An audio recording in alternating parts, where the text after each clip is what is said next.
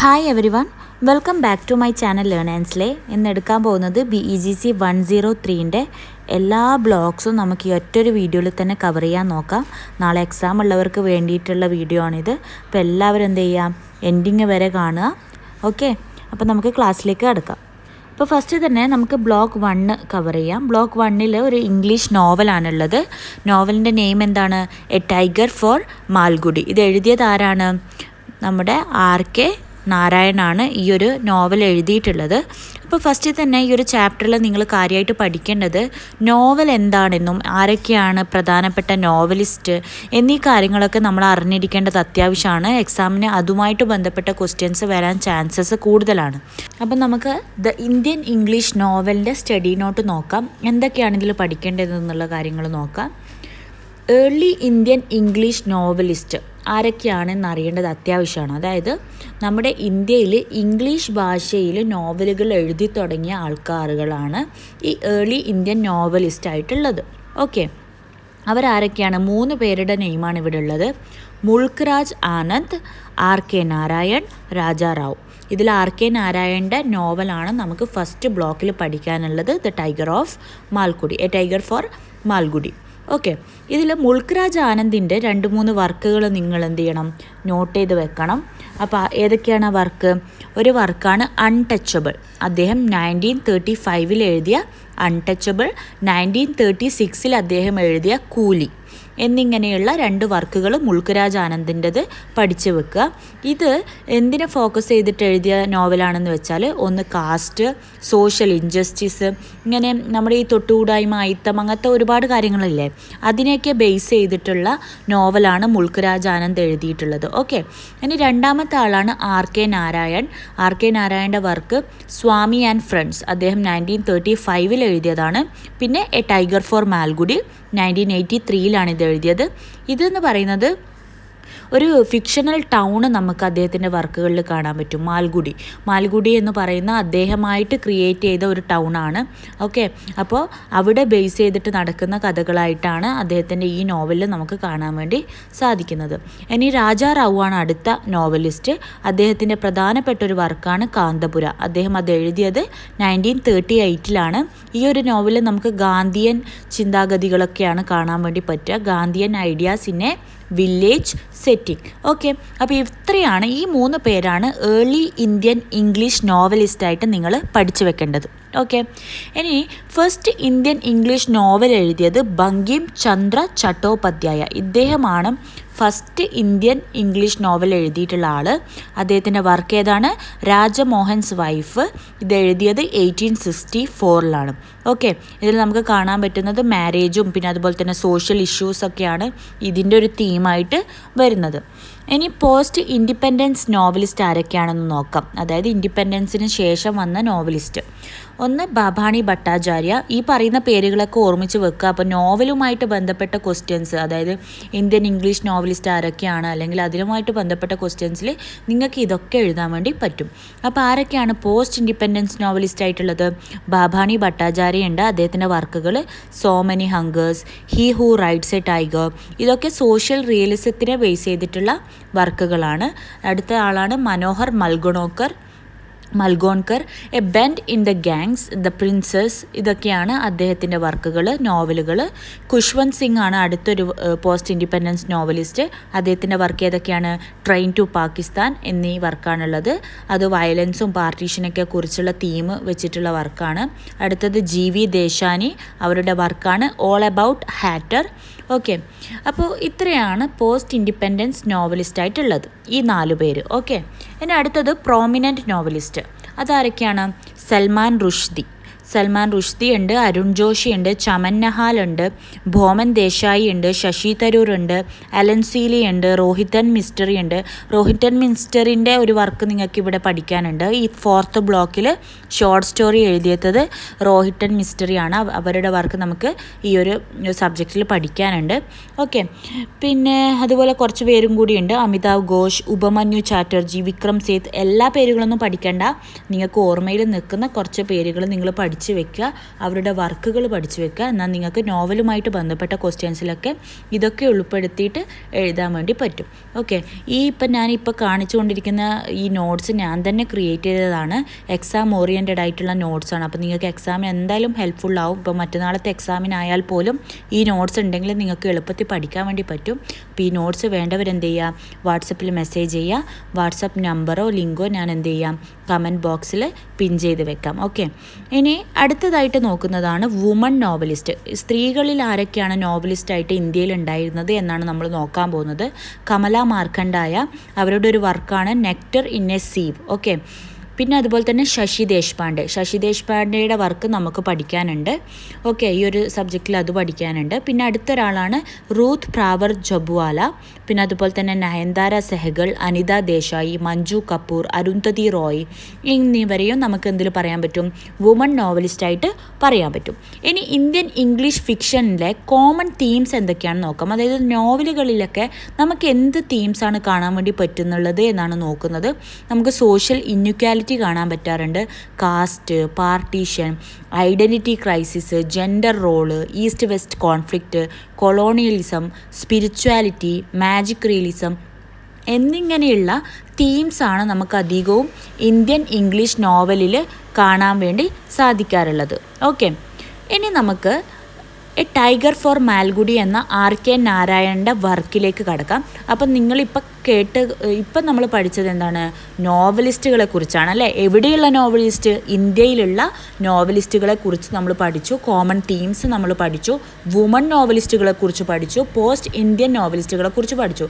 അപ്പോൾ ഇനി നോവലുമായി ബന്ധപ്പെട്ട് വരുന്ന ക്വസ്റ്റ്യൻസിൽ നിങ്ങൾക്ക് ഇതൊക്കെ ഉൾപ്പെടുത്തിക്കൊണ്ട് എന്ത് എഴുതാൻ പറ്റും, നിങ്ങളുടെ ആൻസർ എഴുതാൻ വേണ്ടി പറ്റും. ഇനി നമുക്ക് ഒരു നോവൽ പഠിക്കാം. അതാണ് എ ടൈഗർ ഫോർ മാൽഗുഡി. ഇത് എഴുതിയത് ആരാണ്, R.K. നാരായണാണ്. അപ്പോൾ ആദ്യം നമുക്ക് R.K. നാരായണൻ്റെ കുറച്ച് ഒരു ഡീറ്റെയിൽസ് നോക്കാം. അദ്ദേഹം ജനിച്ചത് 1906 അദ്ദേഹം മരണപ്പെട്ടത് 2001 അദ്ദേഹം എന്തിലാണ് ഫേമസ് ആയിട്ടുള്ളതെന്ന് വെച്ചാൽ അദ്ദേഹത്തിൻ്റെ ഒരു സിമ്പിൾ സ്റ്റൈലാണ്. അദ്ദേഹത്തിൻ്റെ നോവലുകളൊക്കെ നമുക്ക് എളുപ്പത്തിൽ വായിച്ച് മനസ്സിലാക്കാൻ വേണ്ടി പറ്റും. അതിലൊക്കെ ഒരു ജെൻറ്റിൽ ഹ്യൂമർ ഉണ്ടാവും. തമാശ രൂപേണ നമുക്ക് എന്താ പറയുക, എല്ലാത്തിലും ഒരു ചിരിയുണർത്തുന്ന തമാശകൾ നമുക്ക് കാണാൻ വേണ്ടി സാധിക്കും. അദ്ദേഹം അതുപോലെ തന്നെ ഒരു ഫിക്ഷണൽ ആയിട്ടുള്ള ഒരു ടൗൺ അദ്ദേഹം ക്രിയേറ്റ് ചെയ്ത് വെച്ചിട്ടുണ്ട്. അതാണ് മാൽഗുഡി. അദ്ദേഹം തന്നെ ഉണ്ടാക്കിയ ഒരു ടൗണാണ്. അദ്ദേഹത്തിൻ്റെ അധിക വർക്കുകളിലും നമുക്ക് ഈ മാൽഗുഡിനെ കുറിച്ച് കേൾക്കാൻ വേണ്ടി പറ്റും. അദ്ദേഹത്തിൻ്റെ കീ വർക്ക്സ്, അതായത് പ്രധാനപ്പെട്ട വർക്കുകൾ ഏതൊക്കെയാണ്, Swami and friends, the guide, the English teacher എന്നിങ്ങനെയുള്ള വർക്കുകളാണ്. അദ്ദേഹത്തിന് കിട്ടിയ അവാർഡുകൾ ഏതൊക്കെയാണ്, പത്മഭൂഷൺ കിട്ടിയിട്ടുണ്ട്, AC ബെൻസൺ മെഡൽ അദ്ദേഹത്തിന് കിട്ടിയിട്ടുണ്ട്, രാജ്യസഭ മെമ്പറും കൂടിയാണ് അദ്ദേഹം. ഓക്കെ, അപ്പോൾ ഇത്രയാണ് നമ്മൾ R.K. നാരായണനെക്കുറിച്ച് പഠിച്ചു വെക്കേണ്ടത്. ഇനി നമുക്ക് നോവലിനെ കുറിച്ച് കിടക്കാം. നോവൽ പബ്ലിഷ് ചെയ്തത് 1983 അതിൻ്റെ ഒരു യുണീക്ക് ഫീച്ചറായിട്ട് നമുക്ക് നോക്കാൻ പറ്റുന്നത്, ഈ ഒരു കഥ എന്ന് പറയുന്നത് ഒരു ടൈഗർ നെയ്മഡ് രാജ എന്ന പേരുള്ള ഒരു ടൈഗർ നരേറ്റ് ചെയ്യുന്ന ഒരു കഥയാണ് ഈ ഒരു നോവൽ. ഓക്കെ, അപ്പോൾ ഇത് എന്തിനെ ബേസ് ചെയ്തിട്ടാണ്, അതായത് ഒരു ടൈഗർ എന്ത് ചെയ്യാണ്, പിന്നെ ഒരു സർക്കസിൽ എത്തിച്ചേരുന്നതും അപ്പോൾ അതിനുശേഷം അവൻ അവിടുന്ന് രക്ഷപ്പെടുന്നതും അങ്ങനെയുള്ള ഒരു നല്ല രസകരമായിട്ടുള്ളൊരു സ്റ്റോറിയാണ് ഇതിൽ നമുക്ക് കാണാൻ പറ്റുന്നത്. ലാസ്റ്റ് ഈ ടൈഗർ ഒരു സ്വാമിയുമായിട്ട് എന്ത് ചെയ്യുന്നുണ്ട്, മീറ്റ് ചെയ്തിട്ട് ആ ടൈഗർ എന്തിലേക്ക് പോകുന്നുണ്ട്, അവനും ആത്മീയത തുടങ്ങിയ കാര്യങ്ങളിലേക്ക് നീങ്ങുന്ന ഒരു കഥയാണ് ഇതിൽ നമുക്ക് കാണാൻ വേണ്ടി പറ്റുക. അത് നമുക്കിപ്പം തന്നെ എന്ത് ചെയ്യാം, ഡീറ്റെയിൽ ആയിട്ട് നോക്കാം. അപ്പോൾ ഈ ഒരു നോവൽ 4 സ്റ്റേജസ് ആയിട്ടാണ് എഴുതിയിട്ടുള്ളത്. ഓക്കെ, ഇതിൻ്റെ പ്ലോട്ട് സമ്മറി നമുക്ക് 4 സ്റ്റേജസ് ആയിട്ട് കാണാൻ വേണ്ടി പറ്റും. സ്റ്റേജ് 1 ജംഗിൾ ലൈഫാണ്. അതായത് രാജ എന്ന ഈ ഒരു ടൈഗറിൻ്റെ കാട്ടിലുള്ള ജീവിതമാണ് നമുക്ക് ഫസ്റ്റ് കാണാൻ വേണ്ടി പറ്റുക. രാജ എവിടെയാണ് വളരുന്നത്, അവൻ മെമ്പി ഹിൽസിലാണ് അവൻ വളരുന്നത്. അവൻ്റെ അമ്മയുടെ കൂടെയാണ് അവൻ വളർന്നു വരുന്നത്. അപ്പോൾ പെട്ടെന്നൊരു ദിവസം എന്താക്കുന്നുണ്ട്, പിന്നെ ഇവൻ അതുപോലെ തന്നെ ജംഗിളിൽ എങ്ങനെ സർവൈവ് ചെയ്യണമെന്നും എല്ലാം അവൻ്റെ അമ്മ പഠിപ്പിക്കുന്നുണ്ട്. അപ്പോൾ പെട്ടെന്നൊരു ദിവസം ഹണ്ടേഴ്സ്, അതായത് വേട്ടക്കാർ വന്നിട്ട് ഇവൻ്റെ ഫാമിലിയെ കൊല്ലുന്നുണ്ട്.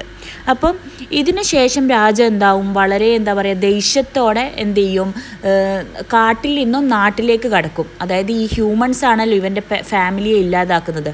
അപ്പോൾ പ്രതികാര രൂപേണ ഇവൻ എന്ത് ചെയ്യും, കാട്ടിൽ നിന്നും എന്തിലേക്ക് നടക്കും, വില്ലേജിലേക്ക് പോവും. എന്നിട്ട് വില്ലേജുകാരെ ആക്രമിക്കാൻ വേണ്ടി ശ്രമിക്കും. അപ്പോൾ വില്ലേജുകാർ പൊറുതി മുട്ടിയിട്ട് അവനെന്ത് ചെയ്യും, ട്രാപ്പ് ചെയ്യുന്നുണ്ട്. ഓക്കെ, അങ്ങനെ ട്രാപ്പ് ചെയ്യുന്ന ഒരു സിറ്റുവേഷനാണ് നമുക്ക് സ്റ്റേജ് 1 കാണാൻ വേണ്ടി സാധിക്കുക. ഇനി നമ്മൾ സെക്കൻഡ് സ്റ്റേജിലേക്ക് കടക്കുകയാണ്. ഇവിടെ നമുക്ക് രാജയുടെ സർക്കസ് ലൈഫാണ് കാണാൻ വേണ്ടി പറ്റുക. ഇവിടെ പുതിയൊരു ക്യാരക്ടറിൻ്റെ എൻട്രി കൂടി ഉണ്ടാവുകയാണ്. ക്യാപ്റ്റൻ എന്ന് പറഞ്ഞൊരു ക്യാരക്ടർ എൻ്റർ ആവുകയാണ്. അദ്ദേഹത്തിൻ്റെ ഫാമിലിയിൽ സർക്കസുമായിട്ട് ബന്ധപ്പെട്ട് ജോലി ചെയ്യുന്ന ആൾക്കാരാണ്. അപ്പോൾ ക്യാപ്റ്റൻ എന്ത് ചെയ്യുന്നുണ്ട്, ഒരു സർക്കസ് കൂടാരം അദ്ദേഹത്തിൻ്റെ അമ്മാവൻ മരിച്ചതിന് ശേഷം അദ്ദേഹത്തിന് കിട്ടുന്നുണ്ട്. ആ ഒരു സർക്കസിലേക്ക് ആരെ ക്യാപ്റ്റൻ കൊണ്ടുവരും, രാജയെ കൂട്ടിക്കൊണ്ടുവരും. അതിനുശേഷം വളരെ ക്രൂവലായിട്ടുള്ള രീതിയിലാണ് ക്യാപ്റ്റൻ രാജയുമായിട്ട് പെരുമാറുക. അവനെ പലതും പഠിപ്പിക്കാൻ വേണ്ടിയിട്ട് ഇലക്ട്രിക് ഷോക്കും കാര്യങ്ങളൊക്കെ കൊടുത്തിട്ടൊക്കെയാണ് അവനെ പഠിപ്പിക്കുക. ഓക്കെ, അതിനുശേഷം ഈ ഒരു ഷോയിൽ നിന്നും രാജ ഒരു ഗോട്ടിനെ കൊല്ലുന്നുണ്ട്. അതിനുശേഷം രാജയെ ഐസൊലേറ്റഡ് ആയിട്ട് വെക്കും, ഒരു കൂട്ടിൽ തന്നെ അടച്ചിടുകയൊക്കെ ചെയ്യുന്നുണ്ട്. ഇനി അടുത്തതായിട്ട് അവിടേക്ക് പുതിയ ക്യാരക്ടർ എൻ്റർ ആവുകയാണ്. മൂന്നാമത്തെ ക്യാരക്ടറായിട്ടുള്ള മദൻ എന്നൊരു ഫിലിം ഡയറക്ടറാണ് എൻ്റർ ആവുന്നത്. അദ്ദേഹം രാജയെ കാണുകയും അദ്ദേഹത്തിന് രാജയെ ഇഷ്ടമാവുകയും അദ്ദേഹത്തിൻ്റെ അടുത്ത മൂവിയിലേക്ക് രാജയെ എന്ത് ചെയ്യുന്നുണ്ട്, അദ്ദേഹം ക്യാപ്റ്റനോട് ചോദിക്കുന്നുണ്ട്. രാജയെ അദ്ദേഹത്തിൻ്റെ മൂവിയിൽ അഭിനയിപ്പിക്കാൻ വേണ്ടിയിട്ട് അനുവാദം ചോദിക്കുന്നുണ്ട്. അങ്ങനെ ക്യാപ്റ്റൻ അത് സമ്മതിക്കുകയും രാജയും കൂട്ടി മൂവി ഷൂട്ടിംഗ് നടക്കുന്നിടത്തേക്ക് പോവുകയും ചെയ്യും. അപ്പോൾ ഇവനെ ഓരോന്ന് പഠിപ്പിക്കണമല്ലോ, മൂവി ഷൂട്ട് ചെയ്യുമ്പോൾ ഓരോ കാര്യങ്ങൾ ടൈഗർ ചെയ്യണമല്ലോ. അപ്പോൾ അത് പഠിപ്പിക്കാൻ വേണ്ടി ക്യാപ്റ്റൻ എന്താകുന്നുണ്ട്, ക്രൂവലറാവുന്നുണ്ട്. അവൻ വളരെയധികം എന്താ പറയുക, മോശമായ രീതിയിൽ രാജയോട് എന്ത് ചെയ്യും, പെരുമാറും. ഇലക്ട്രിക് ടോർച്ചേഴ്സ് കൊടുക്കും, അതായത് ഇലക്ട്രിക് ഷോക്ക്. തെറ്റിച്ച് കഴിഞ്ഞാൽ, എന്തെങ്കിലും ഒരു മിസ്റ്റേക്ക് വരുത്തി കഴിഞ്ഞാൽ രാജ എന്ന ടൈഗറിന് എന്ത് കൊടുക്കും, ഇലക്ട്രിക് ഷോക്ക് കൊടുക്കുകയൊക്കെ ചെയ്യും. അപ്പോൾ ഒരുപാട് സഹിച്ച രാജ എന്ത് ചെയ്യും, അവസാനം സഹി കെട്ടിട്ട് എന്ത് ചെയ്യും, ക്യാപ്റ്റനെ കൊല്ലും. ആ ഒരു ഫിലിം ഷൂട്ടിങ്ങിൻ്റെ ഇടയിൽ രാജ തൻ്റെ ക്യാപ്റ്റനെ കൊല്ലും. ഓക്കെ, അപ്പോൾ ഇത്രയാണ് നമുക്ക് സ്റ്റേജ് 2 കാണാൻ പറ്റുന്നത്.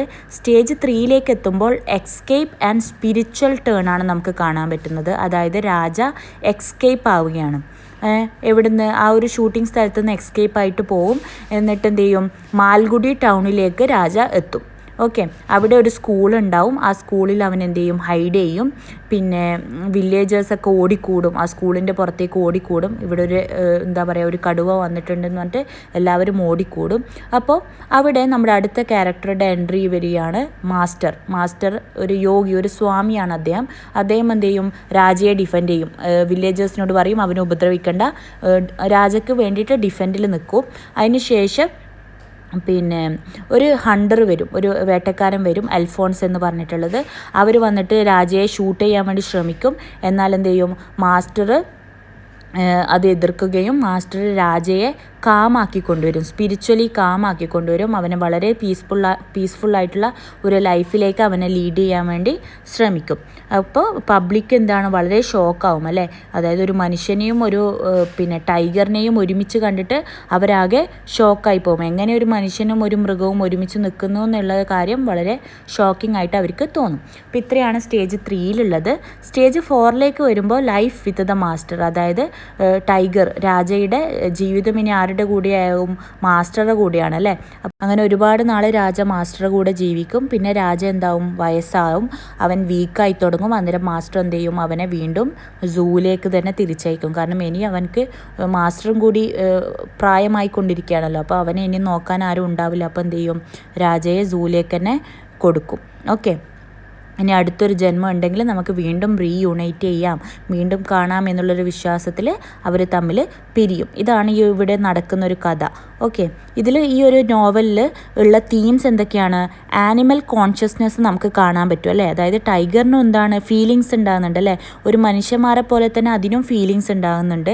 അപ്പം അവൻ്റെ ഫാമിലിയെ വില്ലേജേഴ്സ് നശിപ്പിച്ചപ്പോൾ അതിൻ്റെ പ്രതികാരം കാണിക്കാനല്ലേ അവൻ നാട്ടിലേക്ക് എത്തുന്നതും, അതുപോലെ തന്നെ അവനെ ഉപദ്രവിക്കുമ്പോൾ അവൻ തിരിച്ചുപദ്രവിക്കുന്നതും, അങ്ങനെ ഒരുപാട് എന്താ പറയുക ഫീലിങ്സ് ഉള്ള ഒരു ക്യാരക്ടറായിട്ട് നമുക്ക് ടൈഗറിനെ ഇവിടെ കാണാൻ പറ്റും, രാജയെ ഇവിടെ കാണാൻ പറ്റും. പിന്നെ എന്ത് തീം തീമാണ് നമുക്കിവിടെ കാണാൻ പറ്റുന്നത്? മാൻ വിയസ് നേച്ചർ, അതായത് human control over wild animals. മനുഷ്യന്മാർ എങ്ങനെയാണ് വൈൽഡ് ആനിമൽസിൻ്റെ മേൽ കൺട്രോൾ കൊണ്ടിരുന്നത് അല്ലേ? അതായത് മനുഷ്യന്മാർ ഹ്യൂമൻസ് എന്ത് ചെയ്യുകയാണ്, നേച്ചറിൻ്റെ മേൽ, പ്രകൃതിയുടെ മേൽ അവരുടെ കൺട്രോൾ ചെലുത്തുന്നത് നമുക്ക് ഈ ഒരു നോവലിൽ കാണാൻ വേണ്ടി പറ്റും. രാജയെ അവൻ്റെ ക്യാപ്റ്റൻ വളരെ മോശമായ രീതിയിൽ എന്ത് ചെയ്യുന്നുണ്ട്, ഉപദ്രവിക്കുന്നുണ്ട്. അതുപോലെ തന്നെ ഹ്യൂമൻസാണ് അവൻ്റെ ഫാമിലിയെ ഇല്ലാതാക്കുന്നത്. അങ്ങനെ മനുഷ്യന്മാർ എത്രത്തോളം ക്രൂരമായ രീതിയിലാണ് പ്രകൃതിയുമായിട്ട് ഇടപെടുന്നത് എന്നുള്ള ഒരു തീം നമുക്കിവിടെ കാണാൻ പറ്റും. അതുപോലെ തന്നെ ക്രുവാലിറ്റി ആൻഡ് എക്സ്പ്ലോയിറ്റേഷൻ നമുക്ക് കാണാൻ പറ്റും അല്ലേ? എൻ്റർടൈൻമെൻറ്റ് ഇൻഡസ്ട്രിയിൽ എന്തൊക്കെ അബ്യൂസാണ് നടക്കുന്നത്. അതായത് ഒരു സർക്കസ് പോലെ നമ്മൾ ചിരിപ്പിക്കുന്ന ഒരു സ്ഥലത്ത് വരെ ഇത്രത്തോളം അബ്യൂസ് ആനിമൽസ് ഫേസ് ചെയ്യേണ്ടി വരുന്നുണ്ട് എന്നുള്ളത് നമുക്ക് ഈ ഒരു നോവലിലൂടെ കാണാൻ വേണ്ടി പറ്റും. പിന്നെ എന്ത് തീമാണ് നമുക്ക് കാണാൻ പറ്റുന്നത്? Freedom and captivity. അതായത് ഒരു മനുഷ്യനായാലും മൃഗമായാലും ഫ്രീഡം ആഗ്രഹിക്കുന്നുണ്ട്, അവനായാലും സ്വാതന്ത്ര്യം ആഗ്രഹിക്കുന്നുണ്ട് എന്നുള്ളൊരു തീം നമുക്ക് കാണാൻ വേണ്ടി പറ്റും. സ്പിരിച്വൽ ഗ്രോത്ത് കാണാൻ പറ്റും അല്ലേ? അതായത് രാജ എന്നൊരു മൃഗം വരെ എന്തിലേക്ക് എത്തുകയാണ്, ആത്മീയതയിലേക്ക് എത്തുകയാണ്. അവൻ്റെ ശാന്തമായിട്ടുള്ള സ്വഭാവത്തിലേക്ക് അവൻ എത്തിപ്പെടുന്നത് നമുക്കിവിടെ കാണാൻ പറ്റും. അപ്പോൾ ഒരു spiritual growth of an animal നമുക്ക് ഇവിടെ ഒരു തീമായിട്ട് കാണാൻ വേണ്ടി പറ്റുന്നുണ്ട്. ഇനി നമുക്ക് ഓരോ ക്യാരക്ടർ സ്കെച്ചിലേക്കൊന്ന് കടക്കാം. ആദ്യത്തെ ക്യാരക്ടറായിട്ടുള്ള രാജ ആരാണ്? ഒരു ടൈഗറാണ്. അവനാണ് ഈ കഥ ഫുൾ നരേറ്റ് ചെയ്യുന്നത്. ഓക്കെ, ടൈഗറാണ് ഫുൾ കഥയും നരേറ്റ് ചെയ്യുന്നത്. അതുപോലെ തന്നെ അവൻ എന്ത് എക്സ്പീരിയൻസ് ചെയ്യുന്നുണ്ട്? ഒരു സ്പിരിച്വൽ ട്രാൻസ്ഫോർമേഷൻ അവൻ്റെ ലൈഫിൽ എക്സ്പീരിയൻസ് ചെയ്യുന്നുണ്ട്. രണ്ടാമത്തെ ക്യാരക്ടറാണ് ക്യാപ്റ്റൻ. അദ്ദേഹം ഒരു സർക്കസ് ഓണറാണ്. അദ്ദേഹം വളരെ കൈൻഡായിട്ട്, പിന്നെ ആദ്യം കൈൻഡായിട്ട് വരും, പിന്നെ അതിന് ശേഷം അദ്ദേഹം എന്താണ്ട് വളരെ ക്രൂവലായിട്ട് മാറുന്നുണ്ട്. പിന്നെ അദ്ദേഹം രാജയുടെ കൈകൊണ്ടാൽ അദ്ദേഹം മരണപ്പെടുന്നതാണ് നമുക്ക് കാണാൻ വേണ്ടി പറ്റുന്നത്. അടുത്തൊരു ക്യാരക്ടറാണ് മാസ്റ്റർ ഒരു സന്യാസിയാണ്. അദ്ദേഹം വളരെ വയസ്സായിട്ടുള്ള ഒരാളാണ്, കൈൻഡാണ്, സ്പിരിച്വലി ഇവോൾവഡ് ആയിട്ടുള്ള ഒരാളാണ്. അദ്ദേഹമാണ് രാജ എന്ന ടൈഗറിനെ എന്തിലേക്ക് കൊണ്ടുവരുന്നത്? സ്പിരിച്വാലിറ്റിയിലേക്ക് കൊണ്ടുവരുന്നത്. പിന്നെ ഒരു ക്യാരക്ടറും കൂടിയുണ്ട്, റിത്ത എന്ന് പറയുന്നത് ക്യാപ്റ്റൻ്റെ വൈഫാണ്. കൊന്നുകളഞ്ഞ ക്യാപ്റ്റൻ ഇല്ലേ, അദ്ദേഹത്തിൻ്റെ വൈഫാണ്. അവൾ വളരെ ഫിയറി ആൻഡ് ഇമോഷണലാണ്. ക്യാപ്റ്റൻ്റെ മരണശേഷം അവളും എന്ത് ചെയ്യുന്നുണ്ട്? സൂയിസൈഡ് ചെയ്യുന്നുണ്ട് കഥയിൽ. ഓക്കെ, ഞാൻ ചുരുക്കിയിട്ടാണ് നിങ്ങൾക്ക് പറഞ്ഞു തന്നിട്ടുള്ളത്. ഓക്കെ, പിന്നെ അടുത്തൊരു ക്യാരക്ടറാണ് മദൻ ഒരു മൂവി ഡയറക്ടർ ഓർ പ്രൊഡ്യൂസറാണ്. അദ്ദേഹം രാജയെ എക്സ്പ്ലോയിറ്റ് ചെയ്യാൻ നോക്കുന്നുണ്ട് അല്ലേ? അതായത് ക്രൂവലിറ്റി എൻകറേജ് ചെയ്യുന്നുണ്ട്. അദ്ദേഹത്തിൻ്റെ ഫിലിം ഷൂട്ടിങ്ങിലേക്ക് രാജയെ കൊണ്ടുവരികയും രാജയെ ഇലക്ട്രിക് ഷോക്കൊക്കെ കൊടുത്തിട്ട് അഭിനയിപ്പിക്കാൻ വേണ്ടി ശ്രമിക്കുന്ന ക്യാപ്റ്റന് സപ്പോർട്ടായിട്ട് നിൽക്കുന്ന ഒരു ക്യാരക്ടറാണ് മദൻ എന്ന മൂവി പ്രൊഡ്യൂസർ. ഓക്കെ, ഇനി അടുത്ത ഒരാളാണ് അൽഫോൺസ്. എന്താണ്? ഒരു കള്ളൊക്കെ കുടിക്കുന്ന ഒരു ഹണ്ടറാണ്. അദ്ദേഹം രാജയെ കൊല്ലാൻ നോക്കുന്നുണ്ട്.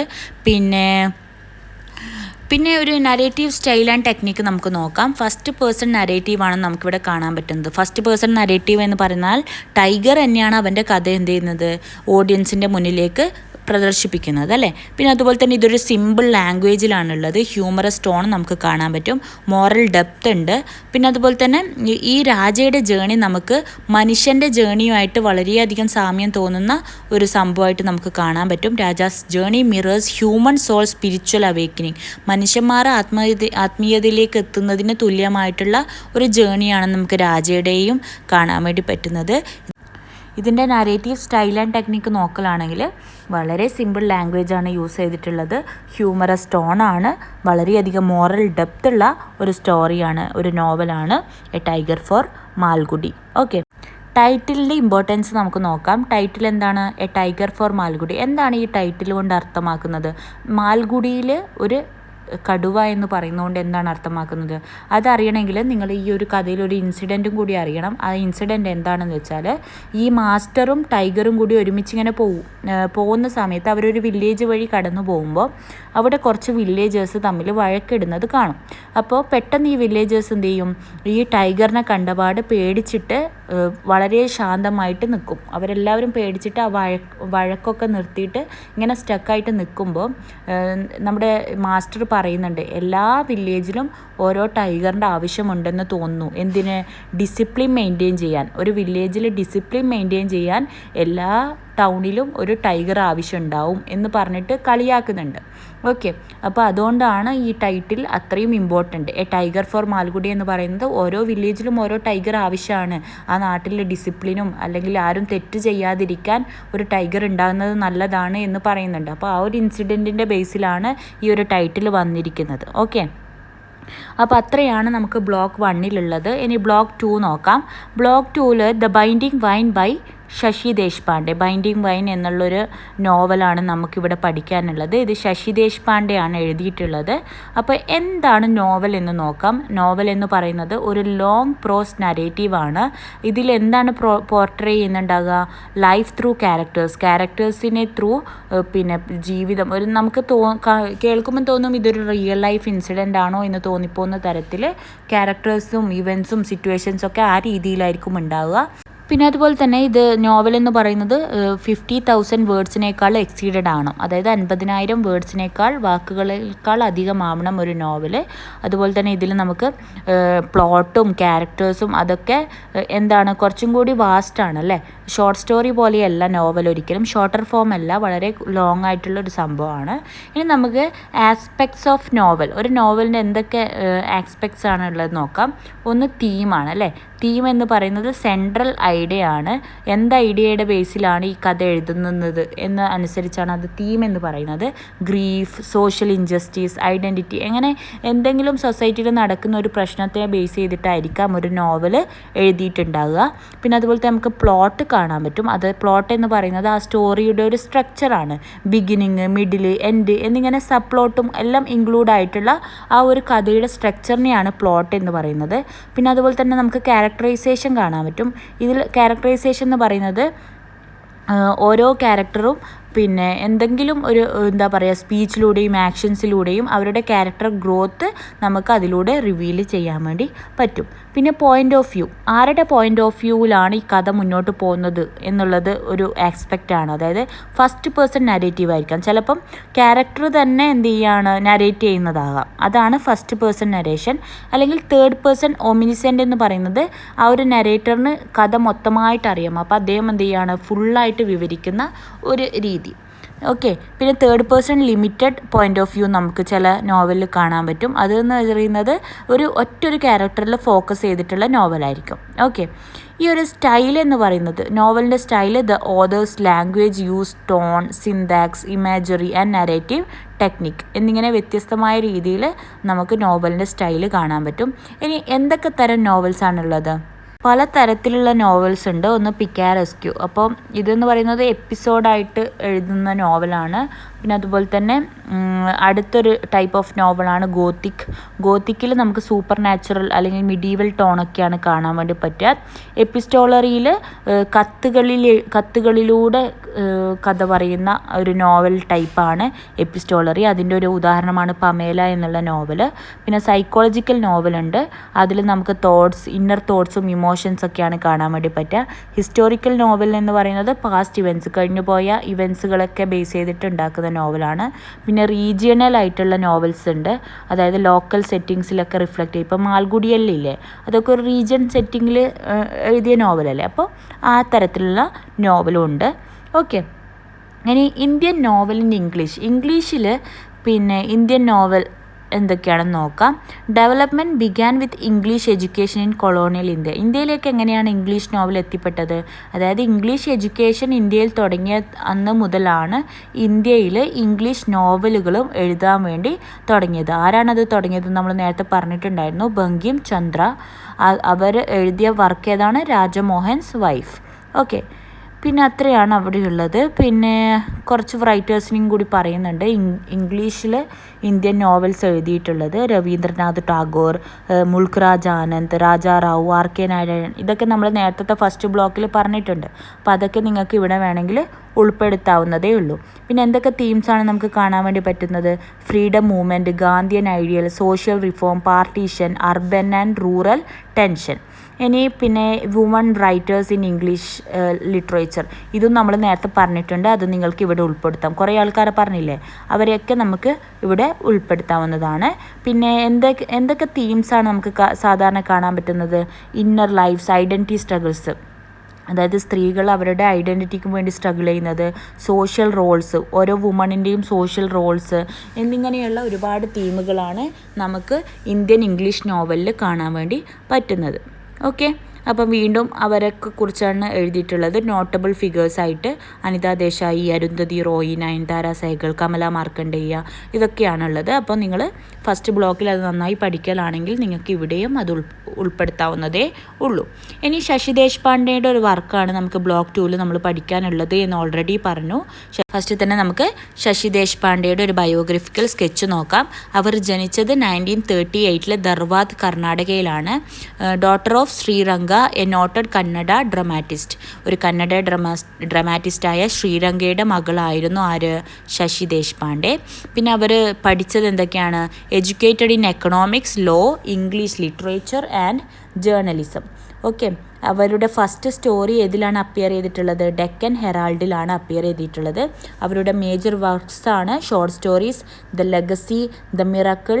പിന്നെ അദ്ദേഹത്തിൻ്റെ അവരുടെ നോവലാണ് roots and shadows, the dark holds, no terrors, that long silence, the binding vine, a matter of time എന്നിങ്ങനെ ഒരുപാടുണ്ട്. എല്ലാം ഒന്നും പഠിക്കേണ്ട, എന്നാലും 1-2 പഠിച്ചിരിക്കുന്നത് വളരെ നല്ലതാണ്. എന്തൊക്കെ സ്റ്റൈൽ ആൻഡ് തീംസ് ആണ് നമുക്ക് കാണാൻ വേണ്ടി പറ്റുന്നത് ശശി ദേശ്പാണ്ഡെയുടെ വർക്കിൽ? Urban middle class woman as protagonist ആയിട്ട് നമുക്ക് കാണാൻ വേണ്ടി പറ്റും. സൈക്കോളജിക്കൽ റിയലിസം, പിന്നെ അതുപോലെ തന്നെ ഐഡൻറ്റിറ്റിക്ക് വേണ്ടിയിട്ട് സ്ട്രഗിൾ ചെയ്യുന്ന വുമൺസിനെ പറ്റി നമുക്ക് കാണാൻ വേണ്ടി സാധിക്കും. പിന്നെ അതുപോലെ തന്നെ ഒരുപാട് വയലൻസ് ഒക്കെ സഹിച്ചേക്കുന്ന വുമൺസ്, അങ്ങനെയുള്ള കുറേ കാര്യങ്ങൾ നമുക്ക് കാണാൻ പറ്റും. പിന്നെ എംപതി, ഇന്നർ സ്ട്രെങ്ത്, റീകൺസിലിയേഷൻ എന്നിങ്ങനെയുള്ള കാര്യങ്ങളും നമുക്ക് കാണാൻ വേണ്ടി പറ്റും. ഓക്കെ, എല്ലാം നിങ്ങൾ പഠിക്കണം എന്നില്ല, എന്നാലും കുറച്ച് പോയിൻറ്റ്സ് മൈൻഡിൽ വെക്കുന്നത് നല്ലതായിരിക്കും. ഇനി നമുക്ക് എന്താണ് ദ ബൈൻഡിങ് വൈൻ എന്ന് നോക്കാം. ഈ ഒരു നോവൽ എന്താണെന്നും എന്താണ് ഇതിലെ കഥയെന്നൊക്കെ നോക്കാം. ഇത് പബ്ലിഷ് ചെയ്തിരിക്കുന്നത് 1992 ഇത് ട്രൂ ഇവൻറ്റ്സിനെ ബേസ് ചെയ്തിട്ടുള്ള ഒരു കഥയായിട്ടാണ് പറയുന്നത്. ഈ കഥയിൽ ഒരു നഴ്സിൻ്റെ റൈപ്പാണ് കാണാൻ വേണ്ടി സാധിക്കുക. ഓക്കെ, ഇതിൽ സെക്ഷൽ വയലൻസും പിന്നെ അതുപോലെ തന്നെ മാരേജിൽ നടക്കുന്ന ഒപ്രഷനും ഫീമെയിൽ റെസിലിയൻസ് ഒക്കെ നമുക്ക് കാണാൻ വേണ്ടി പറ്റും. ഈ കഥ നരേറ്റ് ചെയ്യുന്നത് ആരാണ്? ഉർമിയാണ്. ഉർമി എന്നുള്ളൊരു ക്യാരക്ടറാണ് ഈ ഒരു കഥ ഫുള്ളായിട്ട് നരേറ്റ് ചെയ്യുന്നത്. ഓക്കെ, ഇനി എന്തൊക്കെ തീംസാണ് ബൈൻഡിങ് വൈനിലുള്ളത്? Rape and sexual violence. അതായത് കൽപ്പന എന്നൊരു ക്യാരക്ടറുണ്ട്. ആ കൽപ്പന എന്ന ക്യാരക്ടറിനെ ആരാണ് റേപ്പ് ചെയ്യുന്നത്? അവരുടെ അങ്കിള് തന്നെ അവളെ റേപ്പ് ചെയ്യുന്നുണ്ട്. പിന്നെ എന്തിനാണ് റേപ്പ് ചെയ്യുന്നത്? അദ്ദേഹത്തെ കല്യാണം കഴിക്കാതിരിക്കുന്നതിന്. അങ്കിൾ എന്ത് ചെയ്യും? അവളെ ഓൾറെഡി കല്യാണം കഴിച്ചൊരു അങ്കിളാണ്. അവർ കൽപ്പനയോട് എന്ത് പറയും? തന്നെ കല്യാണം കഴിക്കണമെന്ന് ആവശ്യപ്പെടുകയും കൽപ്പന അത് നിരസിക്കുകയും അങ്ങനെ അതിൻ്റെ പ്രതികാരമായി അവളെ റേപ്പ് ചെയ്യുകയും അതിനുശേഷം അവൾ കോമയിലേക്ക് പോകുന്നുണ്ട്. ഓക്കെ, അതാണ് കൽപ്പന അനുഭവിക്കുന്ന ഒരു വയലൻസ്. പിന്നെ അടുത്ത ക്യാരക്ടറാണ് മീര. മീര എന്ന് പറയുന്നത് മാരിറ്റൽ റേപ്പ്, അതായത് കല്യാണം കഴിച്ചിട്ട് ഭർത്താവിൽ നിന്ന് തന്നെ എന്ത് ചെയ്യുന്ന റേപ്പ് ഫേസ് ചെയ്യുന്ന ഒരാളാണ്. അവളുടെ പ്രശ്നങ്ങളും ട്രോമയൊക്കെ അവളുടെ എഴുത്തുകളിലൂടെ എന്ത് ചെയ്യുന്നുണ്ട്? പ്രകടിപ്പിക്കുന്നുണ്ട്. അവൾ ഒരുപാട് ഡയറിയും പോയട്രിയൊക്കെ എഴുതി വെക്കും. പക്ഷെ അതൊന്നും പബ്ലിഷ് ചെയ്യില്ല, കാരണം അവളുടെ ഭർത്താവ് അതിനൊന്നും സമ്മതിക്കില്ല. അപ്പോൾ വളരെ ഓർത്തഡോക്സ് ആയിട്ട് നിൽക്കുന്ന ഒരു ഫാമിലിയിലാണ് അവൾ കല്യാണം കഴിച്ചു പോയത്. അപ്പോൾ അദ്ദേഹത്തിൻ്റെ ഭർത്താവിൻ്റെ കയ്യിൽ നിന്നും ഫേസ് ചെയ്തിട്ടുള്ള ഒരുപാട് വയലൻസ് അവളുടെ പോയട്രിയിലും ഡയറിയിലൊക്കെ എഴുതും. അപ്പോൾ അവളുടെ മരണശേഷം ആ ഡയറി ആര് കണ്ടെത്തുകയാണ്? ഉർമി കണ്ടെത്തുകയും അങ്ങനെയാണ് അവൾ അതിനെക്കുറിച്ചൊക്കെ അറിയുന്നത്. ഉർമിയുടെ ഭർത്താവിൻ്റെ അമ്മയാണ് മീര എന്ന ക്യാരക്ടർ. ഓക്കെ, പിന്നെ അതുപോലെ തന്നെ it highlights legal blind spot, social stigma and lack of consent in marriage എന്നിങ്ങനെ തീമാണ് നമുക്ക് കാണാൻ വേണ്ടി പറ്റുക. പിന്നെ നമുക്ക് കാണാൻ വേണ്ടി പറ്റുന്നതാണ് ഫെമിനിസം ആൻഡ് ഫീമെയിൽ ഏജൻസി. അതായത് ഉർമി സിംബലൈസസ് മോഡേൺ ഫീമെയിൽ റെസിസ്റ്റൻസ്. ഉർമി വളരെ സ്ട്രോങ്ങും ബോൾഡും ആയിട്ടുള്ളൊരു ക്യാരക്ടറാണ്. അവൾ ഇപ്പോഴത്തെ കാലഘട്ടത്തിലെ സ്ത്രീകളെ പ്രതിനിധീകരിച്ചിട്ടുള്ള ഒരു ക്യാരക്ടറാണ്. അതുപോലെ തന്നെ Deshpande exposes silencing of women's voices across generation. അതായത് ദേശ്പാണ്ഡെ എന്താണ് എക്സ്പോസ് ചെയ്യുന്നത് ഈ ഒരു ബൈൻഡിങ് വൈൻ എന്ന നോവലിലൂടെ? സ്ത്രീകളുടെ വോയിസിനെ സൈലൻസ് ചെയ്തുകൊണ്ടിരിക്കുകയാണ് ഇത്ര കാലം. ഓരോ ജനറേഷനും എന്ത് ചെയ്യുകയാണ്? സ്ത്രീകളെ എന്ത് ചെയ്യുകയാണ്? അടിച്ചമർത്തുകയാണ് എന്ന് എക്സ്പോസ് ചെയ്യാണ് ആര് ചെയ്യുന്നത്?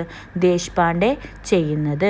പിന്നെ ഒരു തീം നമുക്ക് കാണാൻ പറ്റുന്നതാണ് ലവ്, മാരേജ് ആൻഡ് സെക്സ്. അതായത് marriage shown as a complex often marked by dominance and sacrifice. Marriage എന്ന് പറയുന്നത് എന്താ പറയുക, ഒരുപാട് ത്യാഗങ്ങൾ സഹിച്ചും അതുപോലെ തന്നെ മെയിൽ ഡൊമിനൻസിൻ്റെ അണ്ടറിൽ എല്ലാം, അതായത് വുമൺ ഒരു തരത്തിലുള്ള റോളോ അവൾക്ക് അവളുടേതായ അഭിപ്രായമോ ഇല്ലാത്ത രീതിയിലാണ് മാരേജ് എന്ന് നടക്കുന്നത് എന്ന് ആര് കാണിക്കുന്നുണ്ട്? ശശി ദേശ്പാണ്ഡെ കാണിക്കുന്നുണ്ട്. ശശി ദേശ്പാണ്ഡെയുടെ ഈ ഒരു നോവല് സ്ട്രീം ഓഫ് കോൺഷ്യസ്നെസ്സിലൂടെ എഴുതിയതാണ്. അങ്ങനെ പറഞ്ഞാൽ സ്ട്രീം ഓഫ് കോൺഷ്യസ്നെസ് എന്ന് പറഞ്ഞാൽ ഇതിലെ ക്യാരക്ടേഴ്സിനെ എന്ത് ചെയ്യാൻ പറ്റും? ട്രാവൽ ചെയ്യാൻ പറ്റും. അതായത് ബാക്ക്വേർഡും പ്രസൻറ്റിലേക്കും പെട്ടെന്ന് എന്ത് ചെയ്യുക, മാറിയിട്ട് പോകാൻ വേണ്ടി പറ്റും. അപ്പോൾ അവർക്ക് കഥ പെട്ടെന്ന് നമ്മൾ വായിച്ചുകൊണ്ടിരിക്കുമ്പോൾ പെട്ടെന്ന് പാസ്റ്റിലെ കഥകൾ കേൾക്കാൻ പറ്റും. അതിനുശേഷം പ്രസൻറ്റിലേക്ക് ക്യാരക്ടർ വരും. അങ്ങനെ മാറി ഇങ്ങനെ വന്നുകൊണ്ടിരിക്കും. അതാണ് സ്ട്രീം ഓഫ് കോൺഷ്യസ്നെസ് എന്ന് പറയുന്നത്. ആ രീതിയിൽ എഴുതിയിട്ടുള്ള ഒരു നോവലാണിത്. ഓക്കെ, നിങ്ങൾക്ക് മനസ്സിലായെന്ന് വിശ്വസിക്കുന്നു. ഈ ഒരു നോവലിൽ പ്രധാനപ്പെട്ടൊരു ക്യാരക്ടറാണ് ഉർമി. ഉർമി എന്ത് ചെയ്യുന്നുണ്ട്? വളരെയധികം സങ്കടപ്പെട്ടിട്ടാണുള്ളത്. എന്തുകൊണ്ടാണ്? അവളുടെ മകൾ അനുഷ ഇപ്പോൾ മരണപ്പെട്ടിരിക്കുകയാണ്. അപ്പോൾ ആ ഒരു വിഷമത്തിലാണ് അവൾ ഉള്ളത്. അതുപോലെ തന്നെ ഈ ഒരു സ്റ്റോറിയിലെ ഒരു നെക്സ്റ്റ് ക്യാരക്ടറാണ് ഉർമിയുടെ സിസ്റ്റർ ഇൻ ലോ ആയിട്ടുള്ള വന. ഇവൾ എന്ത് ചെയ്യുന്നുണ്ട്? ഉർമിയെ വളരെയധികം എന്ത് ചെയ്യുന്നുണ്ട്? ആശ്വസിപ്പിക്കാൻ വേണ്ടി ശ്രമിക്കുന്നുണ്ട്. അദ്ദേഹം നീ പണ്ടൊക്കെ എന്ത് പറയുന്നുണ്ട്, അവളുടെ ചൈൽഡ്ഹുഡ് മെമ്മറീസൊക്കെ അവളുമായിട്ട് ഷെയർ ചെയ്യുകയാണ്. അതായത് നീ പണ്ട് തറവാട്ടിലുണ്ടായിരുന്ന ടൈം വീണ് കഴിഞ്ഞാലും നീ കരയാറില്ല, നീ എന്ത് ചെയ്യാറുണ്ട്, പിന്നെ വളരെ സ്ട്രോങ് ആയിട്ടാണ് എപ്പോഴും തിരിച്ചു വരാറുള്ളത്, അതുപോലെ നീ ഇപ്പോഴും സ്ട്രോങ് ആയിട്ട് ഇരിക്കണം എന്നൊക്കെ പറഞ്ഞിട്ട് എന്ത് ചെയ്യുന്നുണ്ട്? ഉർമിയെ ആശ്വസിപ്പിക്കാൻ വേണ്ടി ശ്രമിക്കുന്നതൊക്കെ നമുക്ക് ഈ ഒരു സ്റ്റോറിയിൽ കാണാൻ വേണ്ടി സാധിക്കും.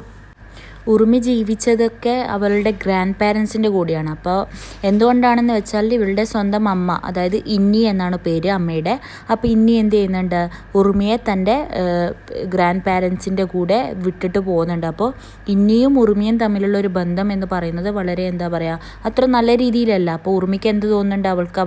അവളുടെ അമ്മയ്ക്ക് അവളോട് തീരെ ഇഷ്ടമില്ല, അതുകൊണ്ടാണ് ഗ്രാൻഡ് പാരൻസിൻ്റെ അടുത്ത് തന്നെ വിട്ടിട്ട് പോയത് എന്നുള്ളൊരു ചിന്തയൊക്കെയാണ് ഉർമിയുടെ മനസ്സിൽ. അപ്പം ഉർമിയുടെ പാരൻസുമായിട്ട് അവൾക്ക് നല്ലൊരു ബന്ധം ഉണ്ടായിട്ടില്ല.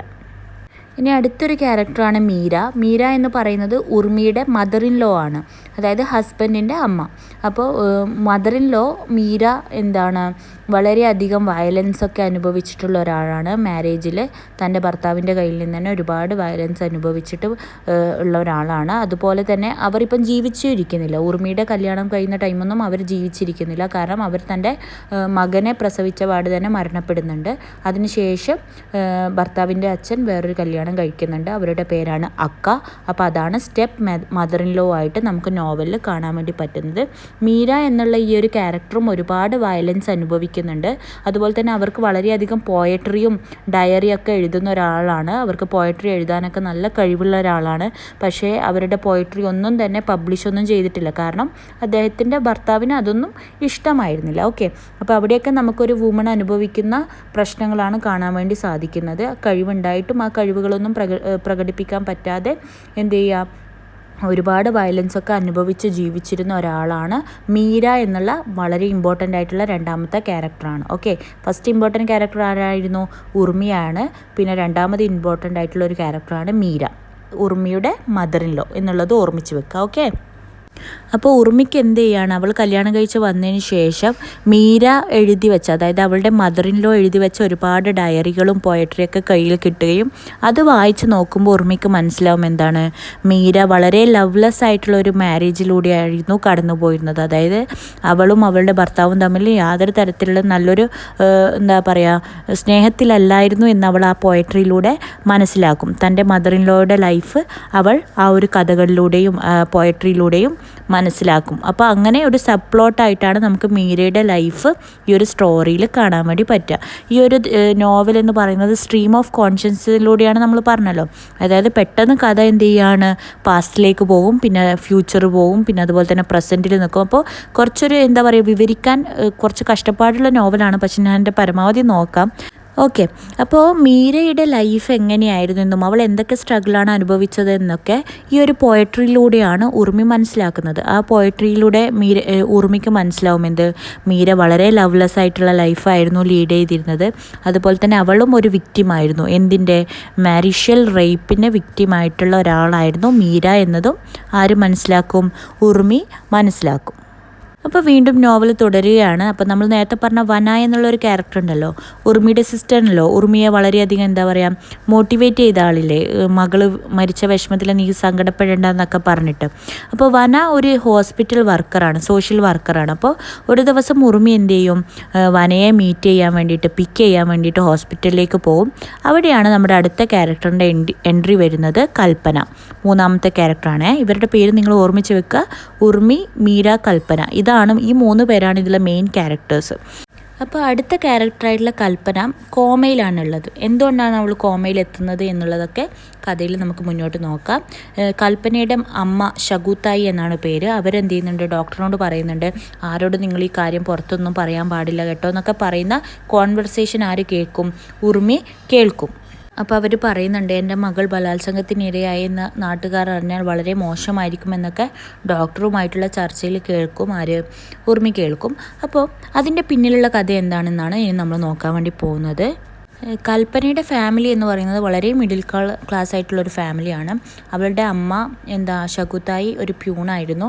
പിന്നെ അതുപോലെ തന്നെ കല്യാണം കഴിഞ്ഞ് കുറച്ച് നാൾക്ക് ശേഷം തന്നെ അവരുടെ ഭർത്താവ് എന്ത് ചെയ്യുന്നുണ്ട്, കുറച്ച് നാൾ വെച്ചാൽ കുട്ടികളൊക്കെ ആയതിനു ശേഷം അവരുടെ ഭർത്താവ് അവരെ മറ്റൊരു സ്ത്രീക്ക് വേണ്ടിയിട്ട് അവരെ ഉപേക്ഷിച്ചിട്ട് പോകുന്നുണ്ട്. അപ്പോൾ അതിനുശേഷം ശകുത്തായി ആണ് തൻ്റെ മക്കളെ ഒറ്റയ്ക്ക് നിന്നിട്ടാണ് വളർത്തിയതും വലുതാക്കിയതൊക്കെ. അപ്പോൾ ശകുതായിയുടെ ഒരു വളരെ വലിയ ആഗ്രഹമാണ് സ്വന്തമായിട്ടൊരു സിലിണ്ടർ ഉണ്ടാകണം, വീട്ടിലൊരു സിലിണ്ടർ ഉണ്ടാകണം, അതുപോലെ തന്നെ സ്വന്തമായിട്ടൊരു മംഗൾസൂത്ര എന്നുള്ളൊരു ആഗ്രഹമാണ് ശകുതായിയുടെ ലൈഫിൽ ഏറ്റവും വലിയ ഡ്രീം എന്ന് പറയുന്നത്. അപ്പോൾ അത്രയും മിഡിൽ ക്ലാസ് ആയിട്ടുള്ളൊരു ഫാമിലിയാണ് ആരുടേത്, കൽപ്പനയുടേത്. അപ്പോൾ ശകുതായിക്കൊരു സിസ്റ്റർ ഉണ്ട്, സുലു. അപ്പോൾ സുലു എന്ത് ചെയ്യും, ശകുതായിയോട് വന്നിട്ട് പറയും, തങ്ങളുടെ മകളായ കൽപ്പനയെ ഞങ്ങൾക്ക് തന്നോളൂ, ഞങ്ങൾ നോക്കിക്കോളാം, അവളെ വലുതായിക്കോളാം, അല്ലെങ്കിൽ അവളെ പഠിപ്പിച്ചോളാം എന്നൊക്കെ പല ഓഫറും കൊടുക്കും. കാരണം സുലുയുടെ ഹസ്ബൻഡായിട്ടുള്ള പ്രഭാകർ, അതായത് കൽപ്പനയുടെ അങ്കിൾ, അദ്ദേഹം എന്ത് ചെയ്യുന്നുണ്ട്, അദ്ദേഹത്തിനൊരു മോശമായ രീതിയിലാണ് അവർ കൽപ്പനയെ കണ്ടിരുന്നത്. തനിക്ക് അവർക്കൊരു കല്യാണം കഴിക്കാൻ ഒരു ആഗ്രഹമുണ്ട്. അപ്പം അതിന് പോസിറ്റീവായിട്ടുള്ള ഒരു സപ്പോർട്ടാണ് ആര് കൊടുക്കുന്നത്, സുലു കൊടുക്കുന്നത്. സുലുവിൻ്റെ ഭർത്താവിന് കൽപ്പനയുടെ മേലിലൊരു നോട്ടമുണ്ട്. അപ്പോൾ അതിനെ സപ്പോർട്ട് ചെയ്തിട്ടാണ് സുലുവും നിൽക്കുന്നത്. അപ്പോൾ അത് നടത്തിക്കാൻ വേണ്ടിയിട്ടാണ് അവരെന്ത് ചെയ്യുന്നത്, കൽപ്പനയെ തൻ്റെ വീട്ടിലേക്ക് ക്ഷണിക്കുന്നത്. ഓക്കെ, മനസ്സിലായെന്ന് വിചാരിക്കുന്നു. പക്ഷേ കൽപ്പനയ്ക്ക് എന്തുണ്ട്, അതിനോട് തീരെ താല്പര്യമില്ല. കാരണം അവൾക്ക് അവളുടെ ചോയ്സിലൊരു കല്യാണം കഴിക്കണം എന്നൊക്കെയാണ് ആഗ്രഹം. അപ്പോൾ ഇവളിങ്ങനെ കല്യാണം റിജക്റ്റ് ചെയ്തല്ലോ. അപ്പോൾ അതിൻ്റെ ദേഷ്യത്തിലാണ് ആ അങ്കിളാണ് ആരെ റേപ്പ് ചെയ്യുന്നത്, കൽപ്പനയെ റേപ്പ് ചെയ്യുന്നതും അവൾ അങ്ങനെയാണ് കോമയിലേക്ക് പോകുന്നതും. മനസ്സിലായല്ലോ, കൽപ്പനയുടെ തന്നെ അങ്കിളാണ് കൽപ്പനയെ റേപ്പ് ചെയ്യുന്നത്. എന്തിൻ്റെ കാരണത്താൽ, അദ്ദേഹത്തെ കല്യാണം കഴിക്കുന്നില്ല എന്ന ഒറ്റൊരു റീസണിൻ്റെ ബേസിൽ. ഓക്കെ, കഥകളൊക്കെ ഉർമി പോയിട്ട് ശകുതായിനോട് പറയുന്നുണ്ട്. ഇവള് റേപ്പ് ചെയ്യപ്പെടുന്നതെന്ന് അറിഞ്ഞ പാട് തന്നെ ഉർമി ശകുതായിനോട് പറയും, നമുക്ക് കേസ് കൊടുക്കണം എന്നൊക്കെ പറയും. അപ്പോഴാണ് ശകുതായി കഥകളൊക്കെ ഉർമിയോട് പറഞ്ഞു കൊടുക്കുക, ഇതൊക്കെയാണ് സംഭവിച്ചത്, അവളുടെ അങ്കിളാണ്. പക്ഷേ കേസ് കൊടുക്കാനൊന്നും ശകുതായിക്ക് താല്പര്യമില്ല. കാരണം തൻ്റെ മകളുടെ ജീവിതം പിന്നീട് അവതാളത്തിലാവും, അവൾക്കൊരു നല്ലൊരു കല്യാണം വരുമോ എന്നൊക്കെയുള്ള പേടിയാണ് ആർക്കുള്ളത്, ശകുതായിക്കുള്ളത്. അപ്പോൾ ശകുതായി എല്ലാ കഥകളും ഉർമിയോട് പറഞ്ഞു കൊടുക്കും. ഉർമി അതൊക്കെ ഒരു ജേർണലിസ്റ്റിൻ്റെ അടുത്ത് പോയിട്ട് ഈ കാര്യങ്ങളൊക്കെ അവരുമായിട്ട് ഷെയർ ചെയ്യും. പിന്നെ അതുപോലെ തന്നെ ഈ ഒരു നോവലിൽ വേറൊരു ക്യാരക്ടറുണ്ട്, ഡോക്ടർ ഭാസ്കർ എന്ന് പറയുന്നത് ഉർമിയുടെ നല്ലൊരു ഫ്രണ്ടാണ്. അപ്പോൾ ഉർമിക്ക് അവരുമായിട്ടുള്ള ഫ്രണ്ട്ഷിപ്പ് വളരെ ഇഷ്ടമാണ്. അദ്ദേഹവുമായിട്ട് സംസാരിക്കുന്നതും പിന്നെ ഇടപഴകുന്നതൊക്കെ വളരെ ഇഷ്ടമാണ്. അപ്പോൾ ഒരു ദിവസം എന്ത് ചെയ്യും, ഡോക്ടർ ഭാസ്കർ ഇങ്ങനെ സംസാരിച്ചുകൊണ്ടിരിക്കുന്ന സമയം ഉർമിയെ എന്ത് ചെയ്യും, പ്രൊപ്പോസ് ചെയ്യും. പക്ഷേ ഉർമിയെ സംബന്ധിച്ച് അത് വളരെ വിയേർഡായിട്ടുള്ളൊരു കാര്യമായിരുന്നു. കാരണം അവൾക്കൊരു ഹസ്ബൻഡ് ഉണ്ട്, കിഷോർ എന്ന് പറയുന്നത്. അപ്പോൾ അവനും വളരെ ലവിങ് ആണ്. അപ്പോൾ എന്ത് കാരണത്താൽ അവനെ ഉപേക്ഷിച്ചിട്ട് ഇയാളെ ചൂസ് ചെയ്യും. അപ്പോൾ ഒരു കാരണവും ഇല്ലാതെ അങ്ങനെ ചെയ്യരുതല്ലോ എന്നുള്ളൊരു ചിന്തയിൽ ഉർമി എന്ത് ചെയ്യും, അത് റിജക്റ്റ് ചെയ്യുന്നത് നമുക്കിതിൽ കാണാൻ വേണ്ടി സാധിക്കും. ഓക്കെ, അപ്പോൾ അവൾ ആഗ്രഹിക്കുന്നത് ജസ്റ്റ് ഒരു ഫ്രണ്ട്ഷിപ്പ് മാത്രമായിരുന്നു എന്നുള്ളതാണ് കാണാൻ പറ്റുന്നത്. അപ്പോൾ അതിലൂടെ നമുക്ക് വായിച്ചെടുക്കാൻ പറ്റുക, അവളൊരു ഫ്രണ്ട്ഷിപ്പ് പോലെ ഒരാളെ കാണുമ്പോൾ അയാൾ പിന്നെ അവളിൽ കാണുന്നത് ഒരു പാർട്ട്ണറെയാണ് അല്ലേ. അപ്പോൾ ആ ഒരു മിസ്അണ്ടർസ്റ്റാൻഡിങ്ങും എങ്ങനെയാണ് ഒരു പുരുഷൻ ഒരു സ്ത്രീയെ ഏത് തരത്തിലാണ് കാണുന്നത് എന്നുള്ളതൊക്കെ നമുക്ക് ഈ ഒരു നോവലിലൂടെ കാണാൻ വേണ്ടി സാധിക്കും. അപ്പോൾ ഇത്രയൊക്കെയാണ് ഈ ഒരു നോവലിൻ്റെ കഥ എന്ന് പറയുന്നത്. അപ്പോൾ ഈ ഒരു നോവലിലൂടെ നമുക്ക് എന്താണ് മനസ്സിലാക്കാൻ പറ്റുന്നത്? ഒരു സ്ത്രീ സൊസൈറ്റിയിൽ അനുഭവിക്കുന്ന പ്രശ്നങ്ങളാണ് നമുക്കിവിടെ കാണാൻ വേണ്ടി പറ്റുന്നത്. അതുപോലെ തന്നെ പിന്നെ ഒരു മാരേജിലായാലും സ്വന്തം ലൈഫിലായാലും സ്ത്രീകളെ സംബന്ധിച്ച് അവർക്ക് ഒരു ഒപ്പീനിയൻ അവർക്ക് സ്വന്തമായിട്ട് എടുക്കാൻ വേണ്ടി പറ്റാത്തത് നമുക്കിവിടെ കാണാൻ വേണ്ടി പറ്റും. അതായത് അവരെന്ന് പറയുന്നത് വളരെയധികം വയലൻസും കാര്യങ്ങളൊക്കെ അനുഭവിച്ചിട്ടാണ് ലൈഫ് മുന്നോട്ട് കൊണ്ടുപോകുന്നത്. ഒരുപാട് സ്ത്രീകൾ മാരേജിലായാലും അല്ലെങ്കിൽ സ്വന്തം ഫാമിലി മെമ്പേഴ്സിൻ്റെ അടുത്തു നിന്നായാലും അങ്ങനെ ഒരുപാട് തരത്തിലുള്ള പ്രശ്നങ്ങൾ അനുഭവിച്ച് മുന്നോട്ട് പോകുന്നവരാണ് എന്നുള്ള കാര്യങ്ങളൊക്കെ നമുക്ക് ഈ ഒരു സ്റ്റോറിയിലൂടെ മനസ്സിലാക്കാൻ വേണ്ടി പറ്റും.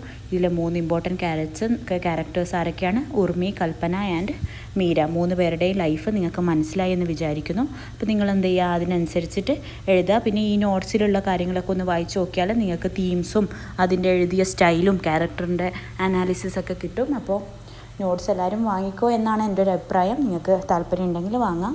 ഓക്കെ, എന്തായാലും ഹെൽപ്ഫുള്ളാവും. എക്സാമിൻ്റെ തലേന്ന് വാങ്ങിയാലും ശരി, നിങ്ങൾക്ക് ഇത് എന്തായാലും ഹെൽപ്ഫുള്ളാവും എന്നുള്ള കാര്യത്തിൽ യാതൊരു ഡൗട്ടും ഇല്ല. ഇനി നമുക്ക് ബ്ലോക്ക് 3യിലേക്ക് പോകാം.